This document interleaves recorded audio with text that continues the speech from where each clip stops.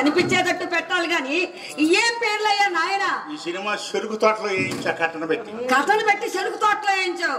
నీకు నమస్కారం సోదరా. ఆ శేనుగల్ ఆయన ఎమ్మడబడి కొట్టాడు బాగా. అట్లా నా మాటని మీరు కూడా సినిమాలు తీయండి. సినిమాలు తీసి పైకి రమ్మంటావా? నీకు నమస్కారం నాయన.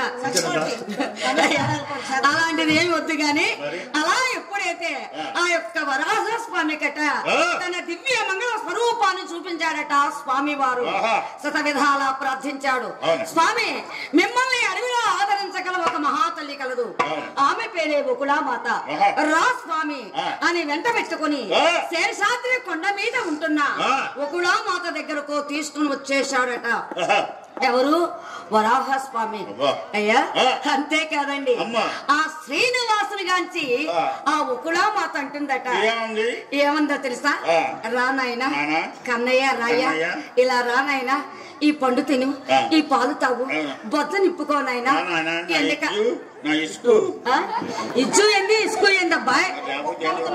రానాయనా, అన్నం తిందుగా నేను పిలుస్తుంటే ఇచ్చు. అయ్యా, ఆ తల్లి ఆ బిడ్డనట తన కన్న బిడ్డ కంటే భావన చేసిందట ఆ శ్రీనివాసుడు చూడగానే. అంతేకాని విజ్జు ఇసుకు కాదు నాయన. బిడ్డనే లాలించుతారు కదా, అలా లాలించింది బకుళామాత.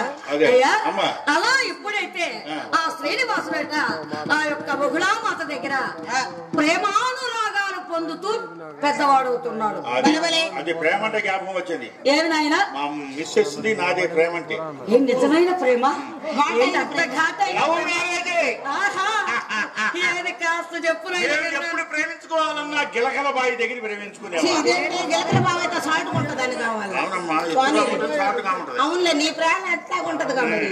నేను మున్సిపాలిటీలో ఉద్యోగం చేసేవాడిని. నువ్వు ఏం ఉద్యోగం అని అడగాలి. ఏం ఉద్యోగం నేను అడుగుతున్నా. పదార్లమంటే శక్తి ఎత్తింది.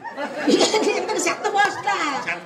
సరేలే సమ్ముడు, అది నీ ఉద్యోగం. అది మొత్తానికి ఇద్దరు ప్రేమించుకున్నాం. ఎట్లాగో ప్రేమించుకున్నారు, ఒప్పుకున్నారు, పెళ్లి చేశారు. అవునులే, మరి పెళ్లి పెద్దవాళ్ళు ఒప్పుకుంటే పెళ్ళాక జరిగేది.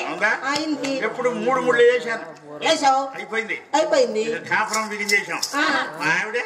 మీ ఆవిడ వచ్చిందిగా. సరే, పెళ్ళి 2 రోజు జరిగిందమ్మా. పెళ్ళి ఉండ ఉద్యోగం పోయింది. అదేంటి అమ్మాయి గారి లెగ్గు మహిమ కాదు. ఒక్కో తల్లి ఇంట్లో అడుగు పెట్టుద్ది, ఇల్లు కలకలకలకలాడుద్ది. ఒక్కో తల్లి ఇంట్లో అడుగు పెట్టుద్ది, ఇంటి ఆయన సాక్షాత్ పైగా డైరెక్ట్ గా. ఇంకా నేను అదృష్టవంతుడిని బతికే ఉన్నా. ఎప్పుడైతే ఉద్యోగం పోయిందిగా ఉద్యోగం, ఇంటికి వచ్చేసాను. మంచి అన్నావు.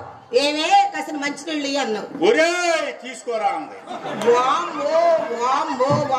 ఎంత మగాడిని పెట్టుకొని నాకంటే ముందు తెలిసింది ఉద్యోగం పోయిందని. అందుకని అందా చూపించింది.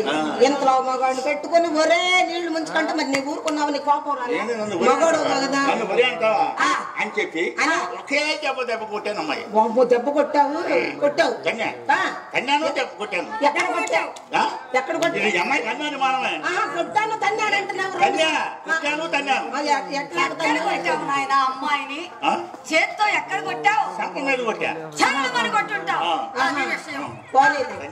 తన్నానన్నావు అబ్బా, తన్నాను కొట్టానన్నావు. నేను అర్థం అడిగాను. ఎక్కడ నరగాలి? అది ఎక్కడ తన్నావని అది అంత తన్నుదంతా ఊరుకుంటుంది. కోపం వచ్చింటది. ఇంట్లోకి పోయి అది పోదా పోయి సూట్ కేసు సర్దుకొని బట్టలన్నీ సర్దుకొని గబగబా నేను బతుకుండగా నీ మొహం నాకు చూపివా. అవును, నేను మా ఇంటికి వెళ్ళిపోతున్నా. పుట్టింటికి పోతాను అని చెప్పి పెట్టి సర్దుకుని వెళ్ళిపోయింది. సర్దుకోగలవు బాగా ఏం చేసి దూరక అంత తన్ను తన్నావు. అమ్మాయి నేను ఉద్యోగం పోయి నేను బాధపడుతుంటే ఏమైంది? అంటే కోపం రాదా నాకు? వచ్చిందిలే, మరి అక్కడ దాన్ని తట్టు కుదిరింది. ఆ కోపం పట్టలేదు, కోపం వచ్చింది. అందుకే వెళ్ళిపోయింది. మా ఆవిడ పోయి 3 నెలలు అయింది.